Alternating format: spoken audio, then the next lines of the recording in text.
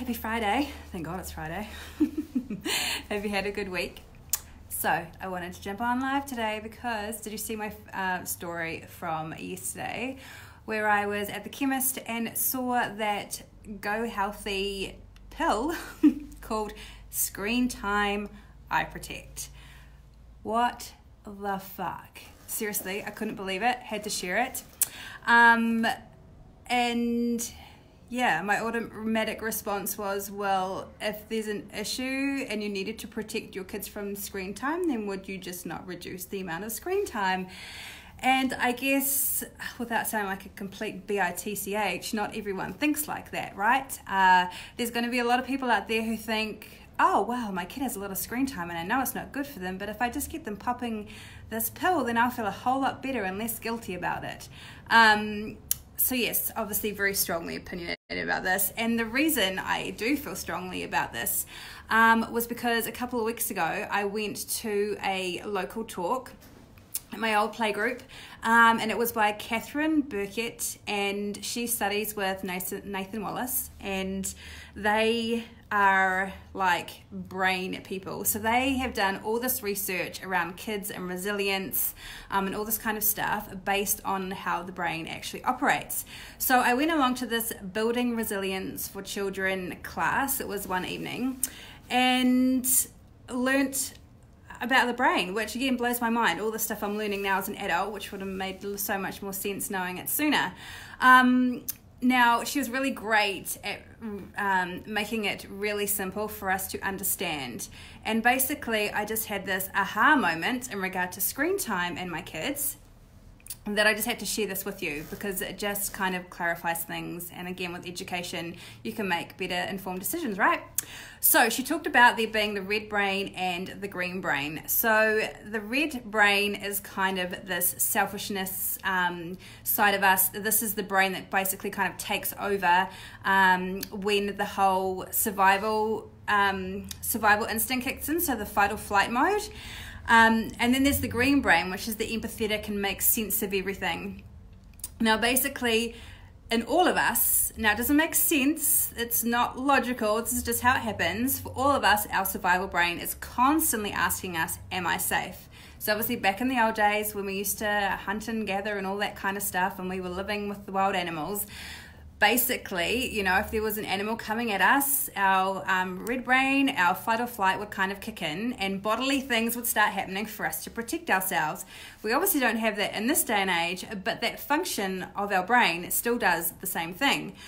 So our survival brain is constantly saying, am I safe? Am I safe? Am I safe? And now these could be completely irrational things to feel non-safe about, but this is just what happens. So basically, your brain, the survival brain is always just checking in, am I safe? Am I safe? If it's a yes, then our red brain, which is that fight or flight mode, is basically saying, okay, well, I don't need much energy, like bodily energy, to protect and keep us safe. So that energy can go to the green brain, which is the empathetic and makes sense of everything, and it's the rational side of stuff. But if our survival brain picks up on any type of stressor, so any, whether you lost your keys or your kids turned up at school and forgot their homework, like all of these things, basically your survival brain interprets this as, I'm going to die. Now, it doesn't make any rational or logical sense, but this is what happens. And so basically, if the red brain in our survival mode picks up on this stressor, and the whole am I safe and the brain's going no, then the red brain takes over. It takes up all of the energy, basically. And so, you know, bodily things start happening, like I said, where our heart rate increases, our ears pick up on sounds, our eyes dilate, like we've got this peripheral vision because it's that survival mode, just making sure that we're safe and what have you. So there is this link to when our kids are on their devices and most importantly playing games, their red brain is constantly turned on. So meaning, and my boys do it all the time, when they're playing these games, it's basically like, am I going to make it to the next level? Oh my gosh, is that person going to kill me? Blah, blah, blah, blah. We try to have a real strict limit around fighting games and stuff, but even on the bloody Roblox and stuff, it's all about leveling up and stuff. So that whole time they're on their devices playing these games, their red brain is constantly switched on, turned on. So there's no empathy, there's no rationalization. It is just this fight or flight. And so they've got their heart rates increased, all this kind of stuff. And so what Katherine was saying is that when we take our kids off their devices, and especially from playing games, and they're losing their shit because of it, they're in that red brain state. There's nothing we can do when they're in this red brain state. There is nothing. There's no consoling. There's no trying to convince or anything like that. They're just their red brains in that fight or flight survival mode, and that's what's going on. So basically, it takes the same amount of time for them to come out of red brain into green brain as it does for the amount of time they've been playing these games and these devices. So for example, if your kid's been playing these high octane, high intensity fighting or whatever games it is, leveling up games, if they've been doing that for 30 minutes, they've been in their red brain for 30 minutes, it's going to take them probably another 30 minutes to come out of their red brain. So it's just really, really intriguing that while screen time supposedly, has this effect on our health with eyes and stuff, it also has an effect on what's going on in their little bodies. So anyway, I wanted to share that with you. Now I know screen time, it's going to happen. It's part of today's society, part of today's world. I mean, they use it for their learning and stuff, so it does have its place. But obviously it's just having those guidelines and making it work for you as a family. So just like you, my goodness, it's Friday here in New Zealand. Everyone's exhausted. I pick up the boys and what we do is we just chill out and they have screen time. So that's our thing. They don't have any device or screen time during the week. That's a rule in our house, and mainly because we really struggle getting them out of red brain and it just makes life really bloody hard. So again, I'm no expert in this stuff, but I thought we could probably just chat through some really healthy guidelines for when it comes to using technology and devices and screen time for our kids. So basically, in Australia, they reckon that the current recommendation for screen time is basically no more than 2 hours of screen time per day for children, and no screen time recommended for children under 2 years. And then they reckon that once your child begins school, because obviously technology and that becomes part of their learning, that then as a family you need to discuss how best you're going to have that. So, setting up some family guidelines. So basically, when you're setting these guidelines, have a conversation with your kids, because they're not stupid, they're their own little people. They should have a say in how they spend their time and make some decisions for themselves. So maybe having a family meeting and talking about how often they're going to have access to the screens. We have screen-free days, so maybe incorporate those for sure. How long can they use them for? So perhaps it's splitting the time between different types of screen or limiting the devices. We quite often will have a timer. So obviously when they get into these games and stuff, they lose track of time. So we put on the kitchen timer and we'll be like, right, you guys have got 30 minutes and that's it. Once the timer goes off, that's it. We're off devices. And then basically having a conversation about what children can view. So it gets really hard when they get to school, right? So my boys, obviously, that competitive nature is so bloody strong. So they play things like Roblox and what have you. We have a rule, no Fortnite and no fighting games. Obviously, I think there's some form of fighting in some of these Roblox things. But if I hear anything going on that sounds like extreme violence and stuff, it's off. My boys know that Fortnite's not even an option till they're 13, and only at age 13 am I actually even going to think about them having access to it. Each to their own, but yeah, they're exposed to so much stuff. I don't think they need to be exposed to all that violence and killing and all that kind of stuff. It's just kind of ridiculous.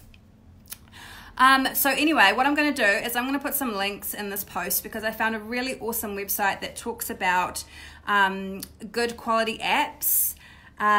So again, it's not all bad screen time because they are learning, they're learning obviously, and they're also learning behavior. So it's just having that good mix of good high quality stuff that they're having access to. So basically, yeah, I'll put up this post, I'll put the links in because it's really helpful stuff. So things to think about basically, especially with apps, would be ones that kind of encourage creativity and problem solving, even communication skills. Always think about the age range for apps. There's going to be that kind of stuff on there.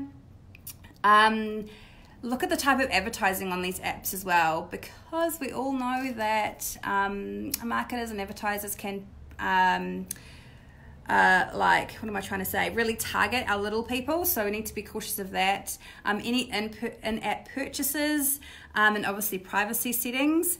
It was funny the other day, we were at a play date and I think the boys had jumped on a device, and then one kid comes out, "Oh, hey mum, Nate was just asking for your credit card details for this app." I was like, no we don't, we are not paying for anything through these apps. So bloody ridiculous. Anyway, you can see how the kids get drawn into this stuff though, right? With things popping up on their screen, and they're like, oh, okay.